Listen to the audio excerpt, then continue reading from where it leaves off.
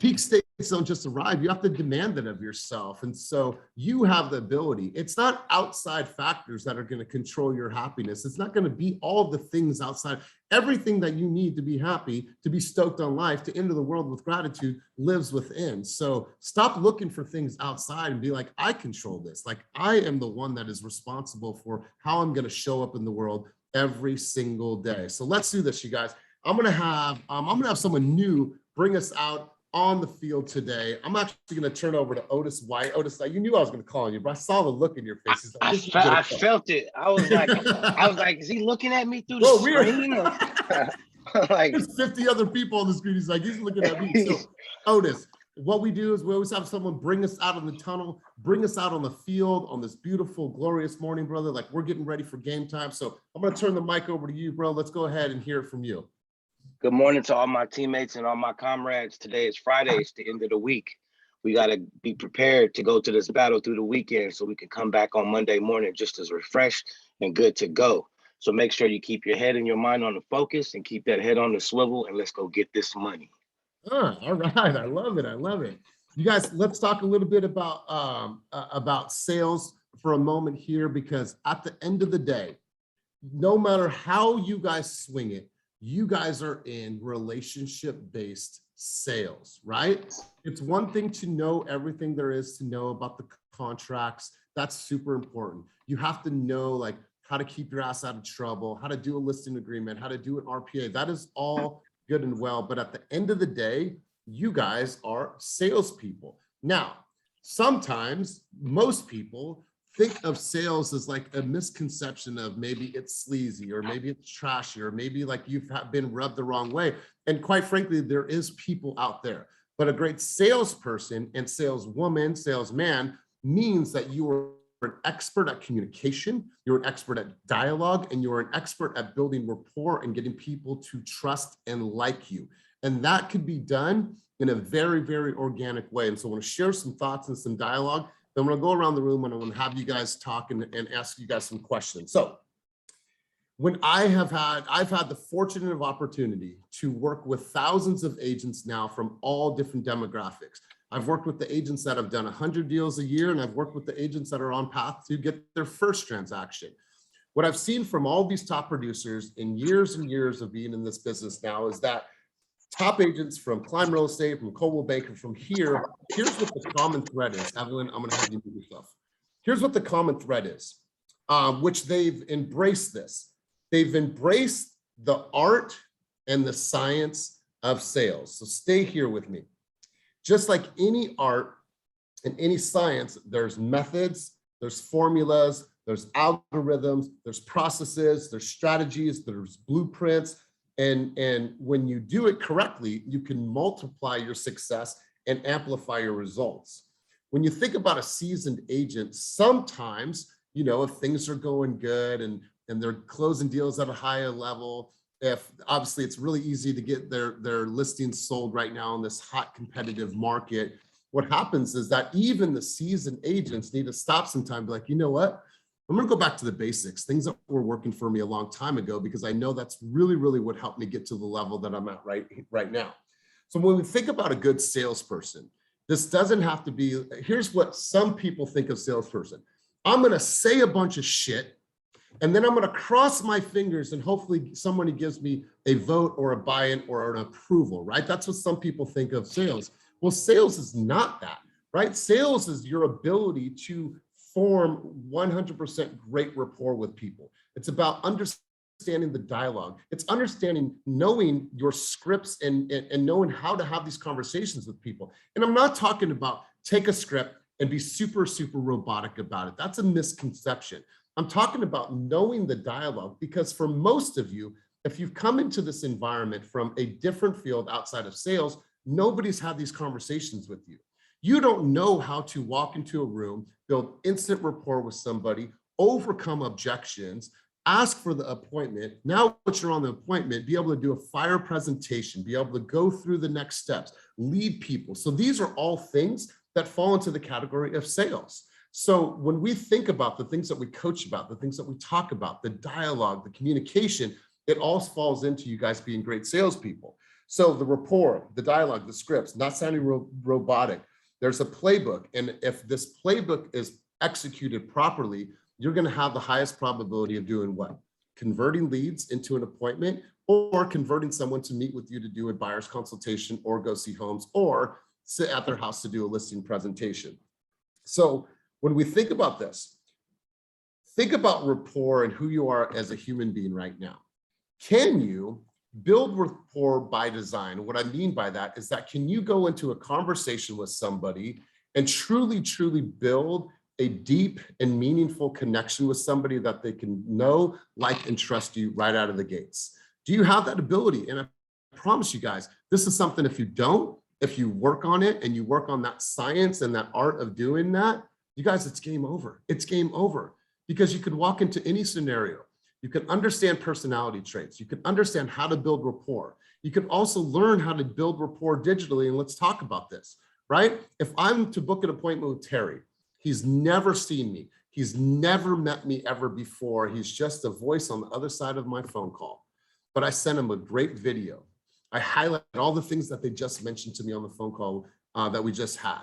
And I say, you know, it's going to be really, really good to meet you face to face, meet the kids, see you guys Saturday at that house on 123 Main Street in San Leandro. I'm really looking forward to meeting you. Have I built rapport with him? Have I taken that to the next level? Absolutely. So you guys have to look at it. What are my rapport skills like? What is my communication skills like? How do I have the ability to ask tough questions? What is my presentation like? Do I have heightened communication skills? Because that's what makes a great salesperson. 67% of all consumers make a decision to work with you. They've made a decision to work with you or not prior to even meeting you. 67% of the people, right? So it's like we have an opportunity, but sometimes we let that fall by the wayside. You guys have to know that this is an art, this is a science, and this is a game. And when played right, you can reduce the highs and lows in this business, right? When done effectively, when your communication is at a high level, when you build rapport on a high level, you can reduce the amount of this, right?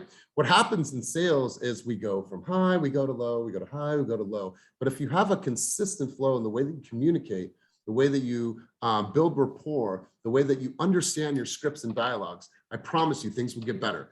Ask Jen Oak. Jen Oak is our top producer in the company. She did $36 million in production last year. If you get on a call with Jen and do a buyer's consultation, it is the same flow every single time. Some people would think, well, you don't really need to do a buyer's consultation at this stage of the game at $36 million. She believes that that's fundamentally where she needs to be in order to continue to be successful. So every single time she does a buyer's consultation, it's the same flow, it's the same dialogue, it's the same points, right? And so you guys have to think about it this way. You are in sales, and so don't be afraid of that, right? Don't be afraid of that, because fortune favors the bold, right? I could walk into a room right now and be like, hi, how are you? And spark a meaningful, deep conversation with somebody because somebody along the way showed me how to do that. And now I'm not afraid to do that. So I want to ask you guys, I want to have a question with you. And here's what I want to push you guys all to do. And I want you to be totally transparent in this environment, because this is about growth and this is about elevating our own bar. If you guys are looking at your career right now and you could say, Elias, these are the areas where I feel that I have the biggest challenge with in the sales process, I want you guys to be open with me and share with me, where do you feel your biggest challenges lie currently? I was on a call yesterday with somebody and there was just a lot of negative self-talk and this and that. And like, we just had some really, really powerful breakthrough moments. So I want to ask you guys, and let's be transparent, let's be real. Somebody grab the mic, and who wants to spit some fire first? I want to ask the question again. What do you feel your biggest challenge is right now through the sales process? Terry, I appreciate your transparency, brother. So you go ahead and go first.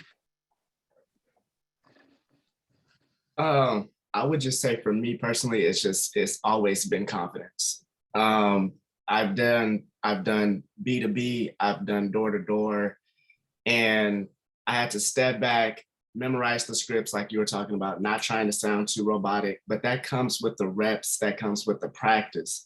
So for me, I understand that it is practice behind it, but when you are, even when you are mentally prepared and you've taken the time to prepare yourself, I feel like when you step into that realm of people and now you have to be presentable and you have to be professional and you have to deliver, that confidence sometimes wavers, even when you are at your most prepared. So for me, it's just trying to getting over that hump, getting over that fear, and just putting in the time and actually doing it. But for me, it's just a confidence thing. Man, here's what's great about this. Welcome to being human, right? Like no matter what, even before group coaching, before any speaking engagement, I'm still nervous, right? Like I'm still nervous, right? But that's okay. Like welcome to being human. But like you said, if I've spent enough time practicing, role playing, saying the words out loud, yeah, listen, on game day, I could go over all the plays, like, hey, the linebacker's going to come from here. This dude needs to shift out here. He's got to hit him or else somebody's going to get hit. I can do that all day long. You're going to get out on the field and some dude at 250 pounds is going to come through and he's going to hit you. And you're like, man, I practiced that all day long. I just didn't see it coming. So it's okay, right? It's okay. Welcome to being human. But what you don't do is you don't say, all right, I'm just not going to practice this anymore, man. You got to stay that course and know that for the most part, I'm going to win in most scenarios. For the most part, I'm going to win in most scenarios. There's going to be some people I just don't connect with. It's okay. Those aren't my people. I'm going to move on. But for the most part, bro, keep doing what you're doing. Keep practicing. Michael Swanson, you have your hand up, bro. Let's hear from you. All right. So I think for me, it's a lack of aggressiveness. Like I feel like I let people off the hook too easy. Give me an example. What do you mean? I'll follow up with a client, with a prospect, somebody I've been speaking with. And they're like, "Oh, I'm not ready. Oh, why aren't you ready? I'm just not ready. For every reason. Oh, okay, can I follow up with you in 3 months?" And I feel like when I get off the phone, I'm like, "Fuck, I should have did something else. I should have said something else. I should have kept it going." So I feel like I've let a few people off the hook too easy. One guy in particular.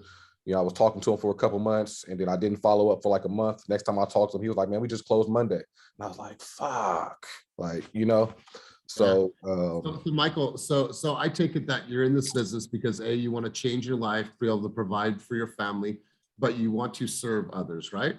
Right. So in the effort to serve others, how does it serve others if they wait right now, right? If they wait right now, how does it serve them? It doesn't, right? Right. So in your vernacular and in your communication and in your presentation, there has to be a component of some level of urgency built into that message and be like, "Listen, Michael, I get that you want to wait, but here's the perils and what you might be up against in 3 months if you do choose to wait," right? With not only interest rates, with comps playing catch up, with the influx is not going down for buyer demand in the Bay Area, right? And so it's like being able to share with them like, "Hey, I get that you want to wait, but what if you waited too long and you weren't able to fulfill the dreams of home ownership in the Bay Area? Like that would suck," right? So it's just like, and it's okay to go that extra level because you truly, truly care about them. And I think here's the thing. You have to qualify that question, say, is this a true excuse? Are they just trying to excuse me? Or is there an objection here, right? And like, I have to identify that and I have to quantify that and be like, is this a real objection here? Because I think it's like, no, we're just gonna wait. Like, all right, cool, then, I'll send you an email or I'll put you on my drip system or, okay, cool, let me know, right? It's the let me know answer. We get a little heat, we'll let me know and we'll follow up. And then what happens when you follow up? The dude that was more assertive put them in a contract. Right, because there was a way. So I want to hear from Ernesto on this one because I think, like Ernesto, let's kind of role play through the same scenario that Swanson's going through. So Ernesto, if you hear something like that, client tells you, "You know what? Yeah, we're just not ready. We're just probably going to wait for a couple months." Like, what's your immediate reply to that? And where do you go in the conversation in hopes to maybe shift their mindset? Yeah, I could wax poetic on this topic. I've been thinking about it. Actually, before I went to bed, I wrote down a couple topics. I have like this notepad on the iPhone notepad about video ideas and my improvement in persuasion in the last year because of real estate is really, really. Yeah, I had a recent example and it's funny. That was one of the videos that I thought to myself that I want to create. There was a lady here in Concord who is a client I've been nurturing for over 7 months. And she was waiting for this inheritance to kick in or something. And she told me from the beginning, she's like, Ernesto, I want to be respectful every time. I'm not going to be seriously ready till about March. So I was super patient with her. And we've been looking at homes, we've been writing offers, and what she's looking for, like I'm just showing her the data, a 4-bed, 2-bath, the size that you want with RV parking under $750,000. There's like 3 of these a month that are closing. They're not very available. And so when one finally hit the market, we go and we walk it and we like it and we write a preemptive offer. I establish phenomenal rapport with the listing agent. I find out where her favorite restaurant, and best believe we're going to her favorite restaurant because she helped me close this deal. But then come Monday, we get an inspection, and the roof report comes back a little bit delayed, and it says that it needs a new roof. And so I send the roof inspection report to the buyer, and her response was, "Oh, Ernesto, oh, that's so heartbreaking. On to the next, onward and upward." I'm like, no, calm down. Like, this is the perfect home. This is literally the perfect home. And there's less and less of them. And I've told you 6 months from now, if we don't buy something for you in Concord, which is the dream city that you wanted to be in, we're looking at Antioch and Pittsburgh. That's the reality. So before letting this just slip out of our hands, what if the seller's open to negotiating? What if I can find you a better deal on this roof? She's like, okay, you're right. Let's see what we can do. That day, we negotiate a $7,000 credit from the seller because even they knew. I'm like, man, you guys, now we got to come up $20,000 to fix this roof. And so the listing agent goes back to the sellers, and they were really motivated to sell quickly as well. And we had great terms. We're completely contingency free, really high down payment. At the end of the day, and kind of the point of this story is that we negotiated a $7,000 credit from the sellers. I found a great roofer through my network who's going to do a tear off and apply a brand new roof for like $11,500. So I was like, Deborah, we're out of pocket like $5,000 for a brand new roof. She's like, oh my God, I think this is divine intervention. And now she loves me, and she messages me. She's how grateful she is for me. So you can't be afraid to paint the big picture for these people. And so for me, an area that I've improved on too, because I think I used to be a little bit too nice, is just being a little bit more persuasive. Say, just so I'm clear, you're prepared to walk away from this opportunity that you may not have again. So not being afraid to do that is really important. Something I've worked on too. So I commend people like Terry that are like, you know what, I admit I have an opportunity in this area. That's good. It's better than being in denial and thinking you're perfect, because then you will put in the effort to improve in that area. Hopefully that's relatable to some folks on the call. I think it's relatable to all of us because, there's a level there to where you could, like you said, Michael, you could stop and just kind of like, oh my God, where do I go? But like, when I really think about the big picture, when I think about like the psychology of a buyer too, some of them are a little scared. And let's be real here, like being able to maybe liquidate assets or pulling tons of money out and like dumping their savings into a home, even know the chances of that money growing over the next 5 years is really, really high, right? But that's scary for a lot of people. So it's just like going through the psychology of what they're actually thinking and understanding the emotions of these human beings. Like, let's go a layer back. We had a client last year, her name was Robin. We tried to book her for an appointment over and over and over again. She was the most timid person ever. And it just took us showing her, doing the buyer's consultation, helping her work through her own fear and like reassuring her, and then showing her the data and like what's happening around. Hey, listen, Robin, I know you said you wanted to wait, but let me just educate you about what's going on right now. And I want you to come up with your own decision. And she finally was able, you know what? Let's do it. And I'm super scared. She was 62 years old. She's like, I'm scared, but I believe it. And let's do this. And so it just takes that time. So Ernesto, really, really good thoughts. Otis, let's go over to you, big dog.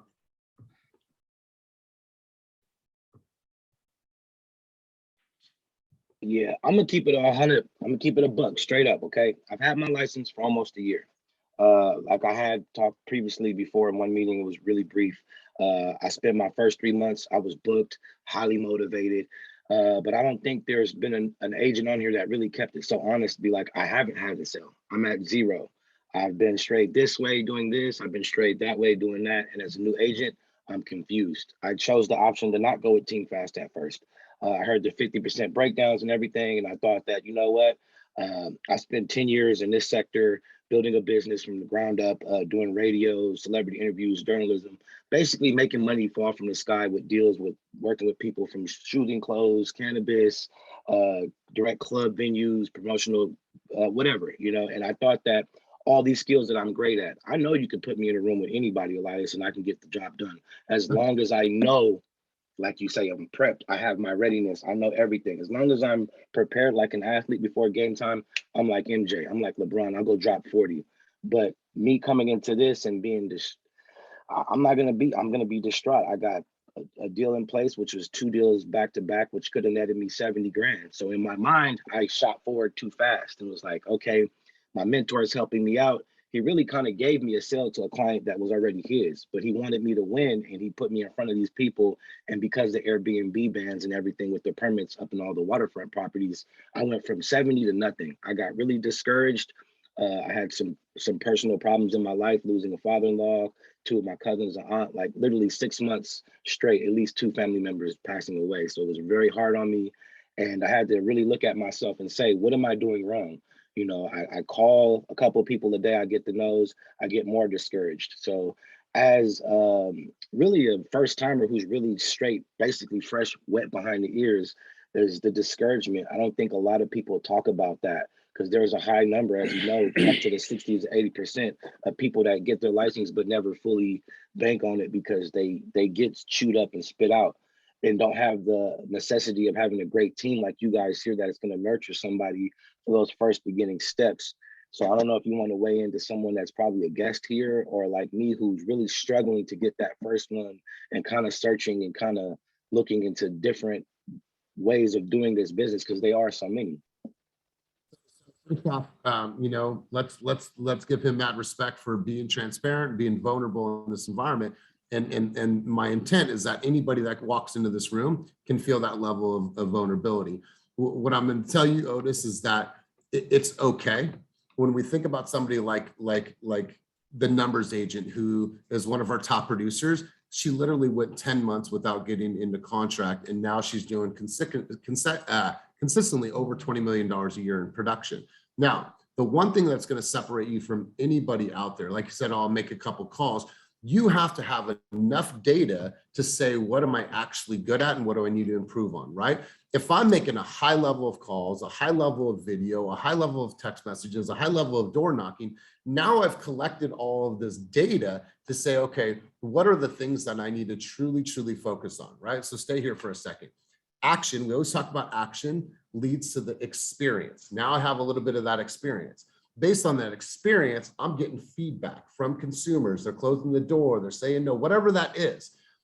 Based on that feedback, it's now going to tell me what are the skill sets that I need to improve upon, right? And then when I look back at the data, well, every time I say this, the client says this, and then the conversation's over. Okay, cool. Let me shift that question there at the end. Every time I knock on the door, I'm not even able to get 30 seconds out and they shut the door. What can I do differently, right? Every single time I go to make a video, nobody likes my shit because it's not me, it's imposter syndrome, whatever it is, right? And so you have to do more to collect more data. Once you have the data, then you'll be able to see like, there's some patterns, right? It's like any business, bro.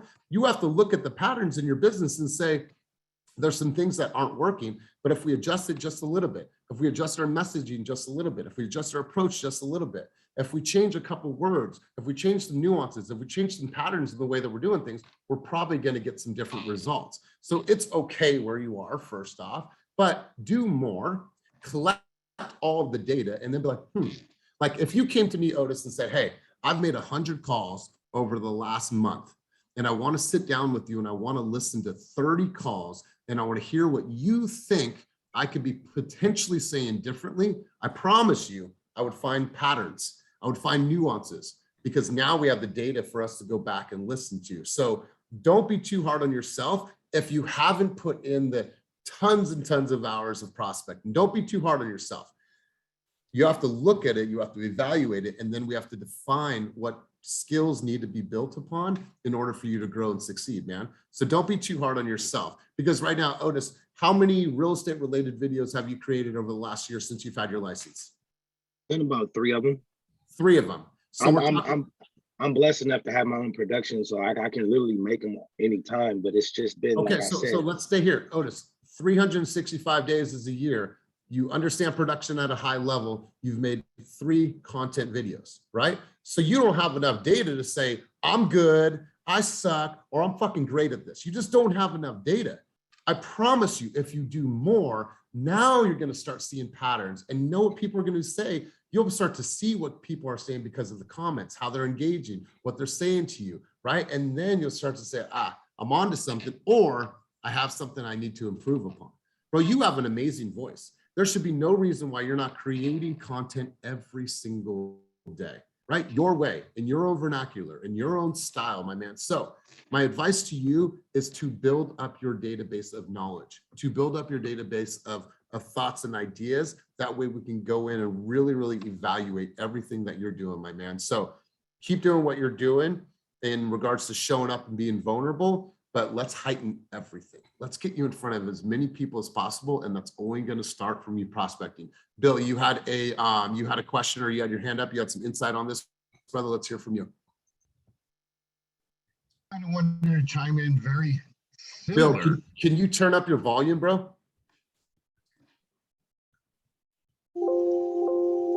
My computer is saying it's all the way up. Okay, there it is. That's a little better. Okay, let me switch speakers here. That got better. Now we're better. You should hear me now. Yeah, loud and clear, brother. Okay, so I wanted to chime on a couple of things. The talk this morning's got me in my head, and to go with Otis, just, you know, my middle name's Otis, so I had to climb in. My first year was extremely difficult. Unlike most people, I've had a very diverse background, and this week was very humbling with an event that happened. I'll share in a minute. I'm pushing 60. I'm going in for a hip replacement. My body's falling apart. My back is jacked.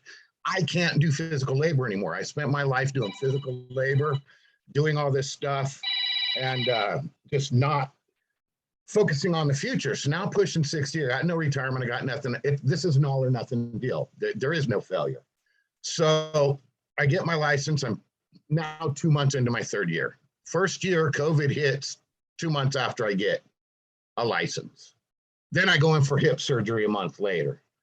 So I spent literally 5-6 hours a day for 6 months on webinars, lab coat agents, paperless agents, you know, anything and everything I can to learn, and suck up knowledge. I also came in with the you can't teach an old dog new tricks mentality. And it's kind of bad, but it's true. I absolutely hate, hang up on, and despise cold calls. I have not to this day ever made one because of that. And I know I need to, and I need to get over that for me. Back to the buyer's presentation. This is been 7 months now. I've been working with this lady. She's up in Pollock Pines, massive house. Her husband passed away. My roommate has been her caregiver for 6 years. For 6 years, I've been going up doing the stuff her handyman can't do because of my background and past. I'm going up fixing electrical issues. I'm going up fixing this. I'm rewiring thermostats. I'm relighting her hot water heaters. I'm just doing all kinds of stuff for the past 6 years. She decides to sell her house. I'm going to be her agent. So I give her a list. These are the things we got to do with the house. These are the things we got to fix. This stuff we got to get in order to get it listed. Tuesday, I got a text message from her saying that her son-in-law has suggested that I am too new and too inexperienced, and she needs to go with a more experienced agent and that has nationwide reach. So I had to stop for a minute, got my feelings hurt. I'm not going to lie. I'm like, what the hell, you know? But I'm also that kind of guy that I'm not going to react. So I stopped, I sat down, and I told her, you know, I'm sorry you feel that way. I'm sorry that through this time, I have not represented myself to let you know that I am doing what's best for you. So I gave it a couple hours and I came back with, here's the deal. You know what? We have never talked about what I bring to the table. I am on a team at EXP that not only are we nationwide, we're in 20 countries. We're in every county in every state of the United States. We have over 7,500 agents worldwide. The local, you're 75,000, yeah. And the local team I'm with, 500 plus agents with every expertise around. world-class videographers, world-class marketing. I have the support and the team behind me to outdo any agent that's been in Pollock Pines for 20 years. Here is my plan. I sent you Will Dangler's video of that Tahoe house we all saw.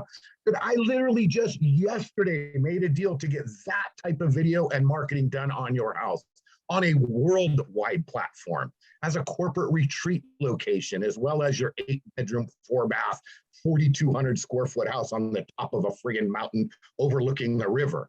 This is the ideal location. I've got a plan.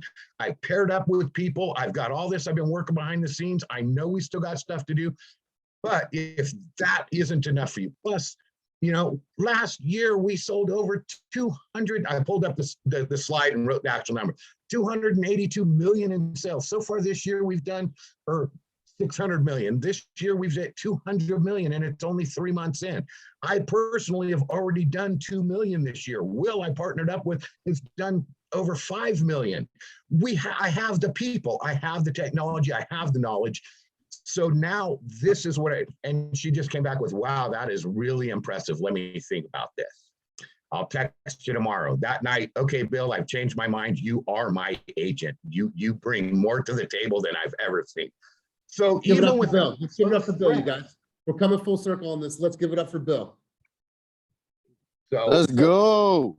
like I said, it was just because I've known it for 6 years, just because that not doing that buyer's representation, that not showing what value I have and what value I bring almost cost me a $1.2 million listing. So I love I this. just And throw so, that out there. couple things here, you know, when we think about you guys, our scripts and our dialogue.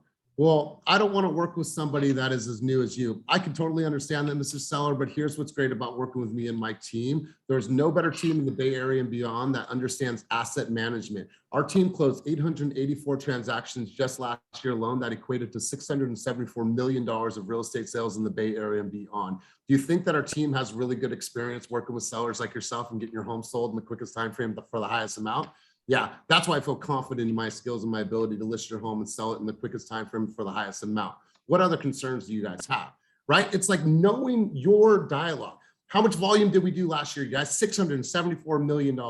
How many homes does that mean? 883 homes all throughout the Bay Area and beyond. We have the most comprehensive marketing plan out of any other company out there. And just as a team, Team Fast locally, we have over 70,000 followers on social media.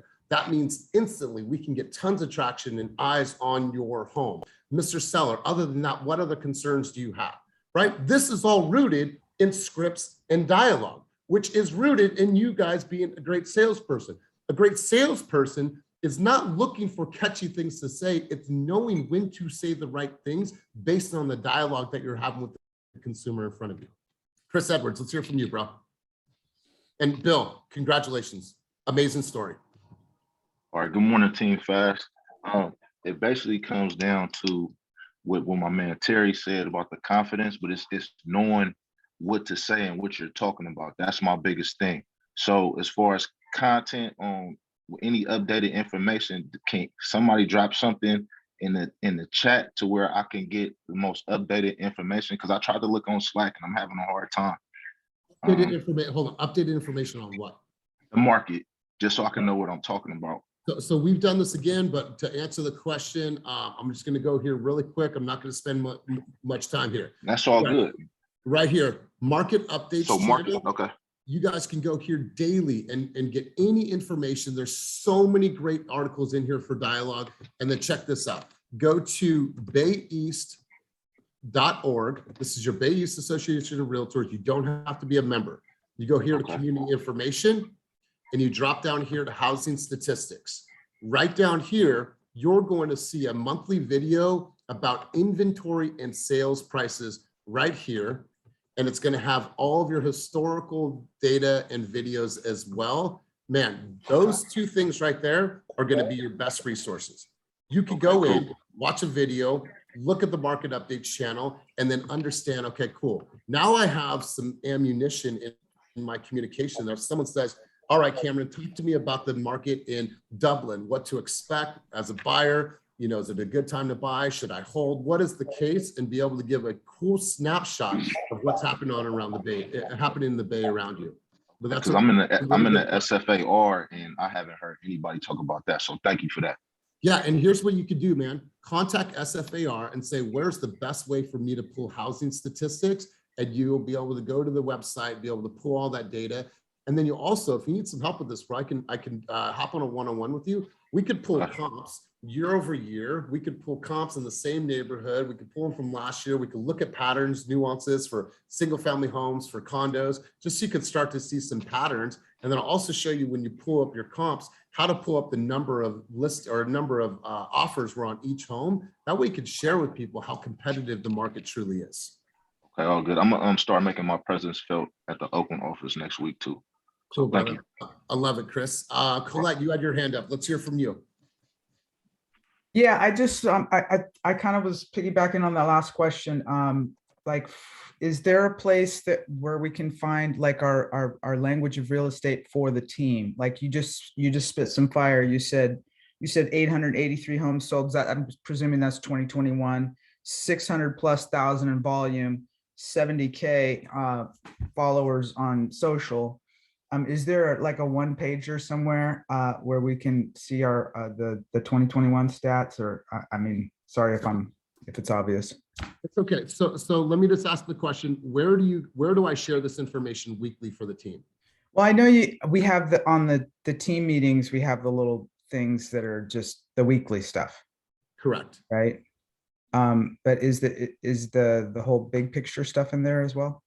So it is. So on the team meetings, you see exactly what we've done weekly, exactly what we've done annually as well. And let me just do that while we're talking. I'll pull up some stats for you guys right now. That way you can have these and know exactly what your vernacular is and the communication around this. So let me pull up some stats for you really quick. And then each week, that's why I always Hey, Elias. Yo. While you're doing that, can I say something? Yeah, please. Okay, so the first question that I ask mentees when they come to me and they're frustrated because they can't find something is I ask, have you checked Slack? Have you checked Mighty Network? Yeah. Do you have an Asana checklist, right? Because we didn't know where things were in the beginning. So I just say, like, if I have a spare 15 minutes, which is hard in our industry, right? But if you've got a spare 15 minutes, go in and explore the tools, like poke every single button on every single tool, because there's things in like Sisu that I didn't even know we had, that I recently found out about. And I was like, oh shit, I can like track my year-to-year goals on Sisu. But it just takes like all of us going in and just poke and poke and poke and touch every button, touch every tool on your association, your local association, California Association of Realtors, your National Association of Realtors. Those 3 websites are huge and have so much data, but you got to go in there and just touch every button that you can.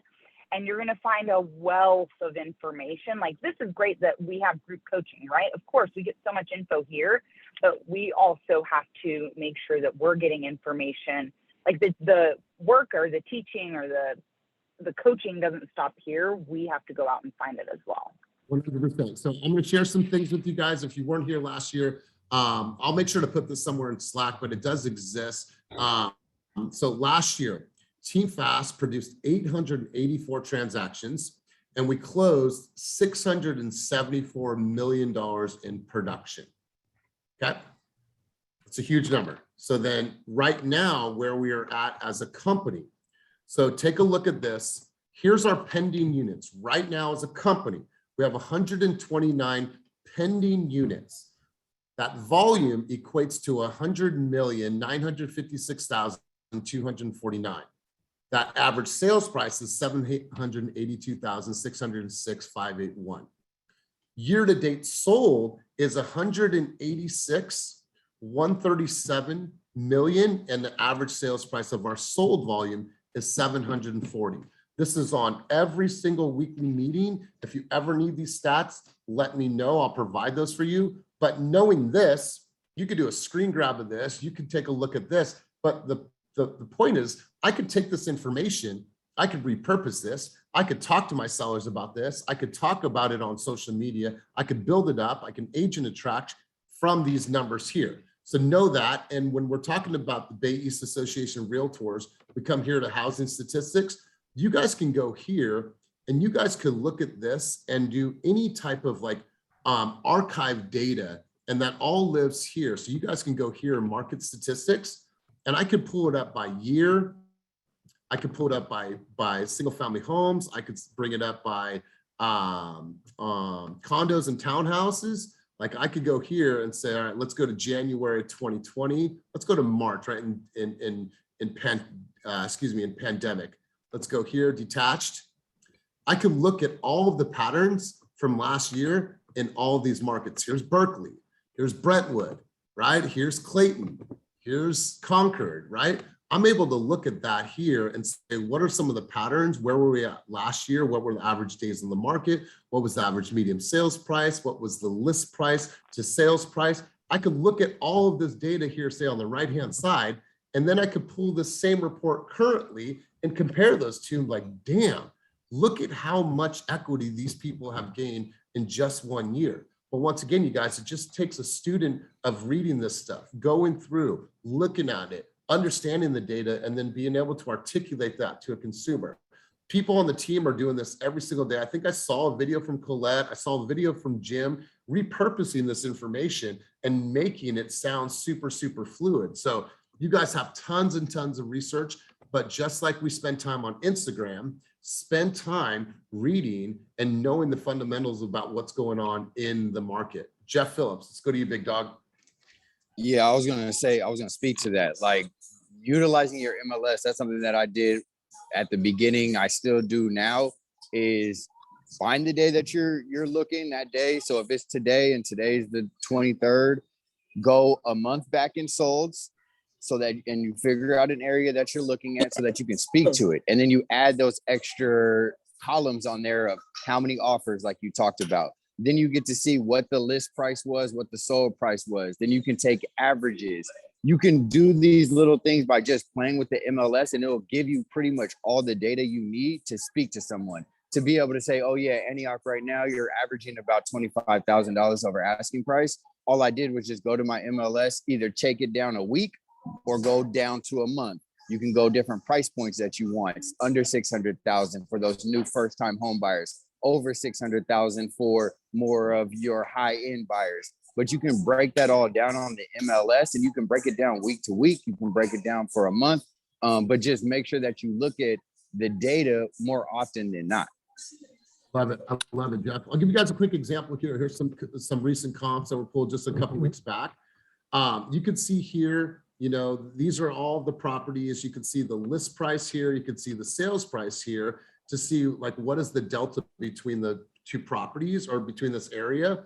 So you'd be able to look at, okay, 799, 855, 599, 885, damn, 799, 910, 849, 1 million, 1,025,000, 1,050,000, 799, 1.1. On the far right side here, number of offers. This house had 17 offers on it. This house had 9 offers on it. So when you start to look at this, and then you look at the days on the market here, 3 days on the market, 3 days on the market, 13 days on the market, 21 days on the market, 13 days on the market. So you're able to look at this and start to see the patterns. If a client says, yeah, I'm only wanting to come in 10% over asking price, based on those comps, that is not the best approach. I think that we need to go down to a lower price point in order for us to even compete. So if you guys want some coaching, some training on this, we're going to do more of this, because I think it's important that you guys understand how to truly look at the data and how to add all these fields. This is how I pull comps. It is the same way every single time, because it has days on the market, it has the like kind, it has the square footage, it has the lot size, and it has number of offers on each home. This is pertinent information. And so we can go further and further into this, but I'm really glad that we're having this dialogue. So let's hear from one other person. If there was a sales skill, if there's something that you're challenged with right now, what are some things that you need some help with, and where do you feel your biggest opportunities of growth live right now? And don't be shy. All right, cool. Go ahead. Was that somebody going to chime in? I heard something. Okay, cool. I'll Let's- chime. Yeah, go ahead. Okay, so yeah, I think my biggest challenge, and I've been better. I've been, taking my steps every day and doing my stuff to improve bit by bit. But I'm definitely my worst enemy. I think that I have to get to the office more often. I think I'm suffering from isolation and fatigue from the whole COVID thing, and then just kind of staying in my cave too much, So definitely want to see my face around the office a couple days a week, at least 2 or 3 days a week. I gotta. All right, so let's stay here. And Colette, we all dealt with the same thing here. So what's going to happen when you come to the office? What do you want to accomplish? What are you committed to accomplishing while you're here in this space? First of all, I want to, have some camaraderie with my colleagues, see what other people are up to, make my calls, be more accountable, be in the trenches, hear about what's going on with other people's deals, how they're solving stuff. I mean, level my game up. All right, you guys, listen. Her name is Colette Washington. If you want to be an accountability partner with Colette, if you want to set up some time to come here in the office, I want to encourage everyone, if you're in the local area that wants to connect and have this, come to or hit Colette up on Slack and be like, hey, I got you. Let's come into the office 3 days a week. Let's prospect, let's book appointments, whatever it is. So you guys, I want you to reach out to Colette on Slack and say, hey, I got you. Let's do this. Now, we're going to talk about Slack really quick, you guys. So I want you guys to go into Slack right now. And I'm so glad that we're having this conversation. I'm going to go into general and I want you guys to follow along with me. Where's my general channel? Sorry, general. Boom, boom. All right, cool. We are in the general channel right now and we're going to start. All right, you see this one here? I didn't get many commitments from, this is March 11th, and then I was sick. So let's just start a brand new one. Commitments for the week. Now, this is opt-in. You guys, there's never a requirement. This is an ask. I implore you, I encourage you, I want to inspire you to take action. I want you to put what your commitments are for this week. What are you going to accomplish? How many calls? What are you going to do? What are you going to create? Who are you going to inspire? What are you going to do to create movement in your real estate career? If you don't want to put it, it's cool. This is opt-in. But if you want to step up and you want to share, go into Slack right now. Go to this thread in general and say, this is my commitments for the week. Next Friday, what we're going to do is full circle. We're going to go around the room like we do, you guys. This is really important. Were you able to hit your commitments for the week, Kim? Yes or no? No. In the realm of possibility, were you able to hit those commitments? Yes. Do you want to commit? Do you want to recommit? Or do you want to set new goals for yourself? I want to recommit. Cool. Perfect. I'm here to support you, Kim, whatever I can do to get you to move forward. Cool. Did you hit your goals for last week? Yes. Fuck yes. Congratulations. Happy for you. Are you ready to step it up and take it to the next level? Absolutely. 100%. Cool. How are you going to raise that this week? So if you guys are down with me, go ahead and somebody start it out for me. And then I want everyone to start stacking and putting in their goals and commitments. You know why? The highest form of love in business is accountability. And it's not just report this to me. This is your brothers and sisters. This is the people around you. If you see somebody that says, you know what, I'm going to create a fire video, and I see that Jim does fire videos, maybe that's the person I want to link up with for the week, right? If I see that someone is maybe struggling with communication or struggling with, creating something or getting over some type of obstacles, and I'm really, really good at that, link up with that person, you guys. That's what teamwork is all about. So I want to encourage you. I want to push you to put your commitments in Slack, and then full circle, we're going to come back next week. But let's do this. We're going to wrap up. We're going to come full circle and we'll go around the room and we'll hear from a couple people that are on the line today. Christine Miller, I always love hearing from you. Christine Miller, let's hear from you. Key takeaways from today's session. Let's hear from you. I just really love everyone's honesty, but I really love that everyone was very transparent and like vulnerable, but then like we were finding solutions to every problem that we had.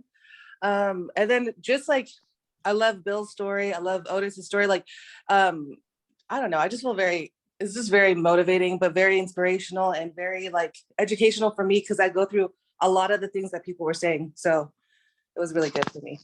I love it. I love it. While I have you, Christine, can you do me a favor?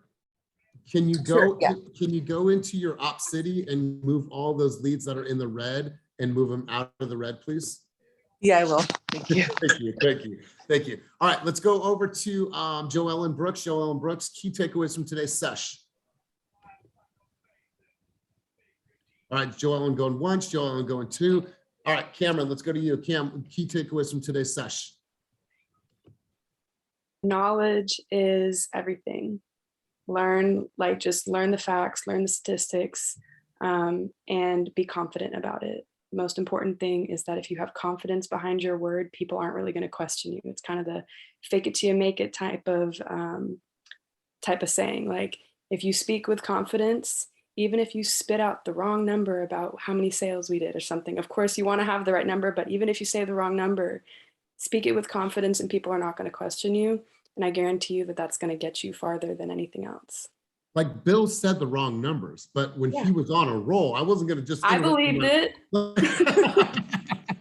Right? But now he knows the accurate numbers and makes them even more dangerous. So Cam, I appreciate you chiming in. Good stuff. Let's go over to Chris up in Sacramento. Chris, let's hear from you, big dog. Key takeaways. You've been in this game for a long time. You've been a leader for a long time. Key takeaways from today's sesh.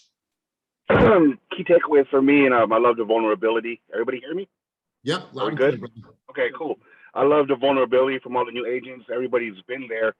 You got to realize that you got to show your value proposition. That's what leveraging your team.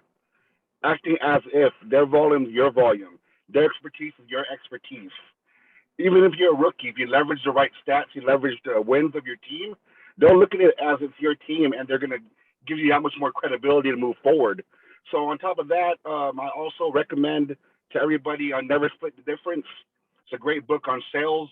It teaches about mirroring, handling objections, just the whole gist. But it's all about portraying that confidence and leveraging your team. What is your unique selling, your unique value proposition? What do you offer that nobody else offers? You have a huge network. You have the volume. You have off-market properties. I tell people that all the time. I like setting up my sellers and my buyers with off-market listings and off-market properties. That way they don't have to compete. And we have that network. We pitch each other off-market properties all the time in Slack. So you gotta utilize your network. You gotta utilize your team. You gotta utilize everything to give everybody and all your clients, leads, prospects, just the extra confidence that they're dealing with the right person. So to all the newbies out there, just keep going, stay committed, stay in action. Don't stop it. Keep going and have activity daily, regardless of what you're doing. Just soak in all the knowledge and leverage the team, leverage fast, leverage the wins as your own. And I'm telling you, it'll all come together. That's how the universe works. Beautiful. I love it. So I got some closing statements from the team members here. You guys know them. You know her. So let's go. Ladies first. Cynthia, closing statements for group coaching today. Go get after it, y'all. Go get after it.